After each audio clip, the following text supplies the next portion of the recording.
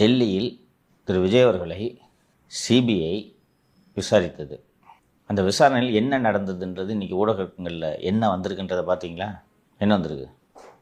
விதவிதமாக வந்திருக்கு சார். சொல்லுங்கள், உங்களுக்கு தெரிஞ்ச ஒரு 4 விதத்தை சொல்லுங்கள் பார்ப்போம்.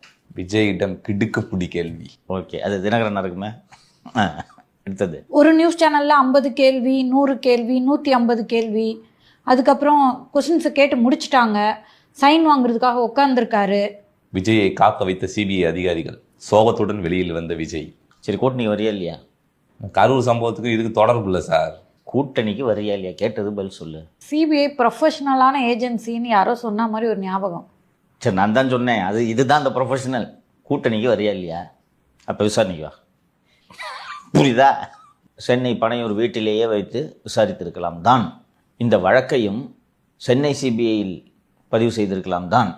ஆனால் டெல்லி தலைமையக பிரிவில் கிளையில் இந்த வழக்கை பதிவு செய்த போதே இவர்கள் அத்தனை பேரும் புரிந்திருக்க வேண்டும்.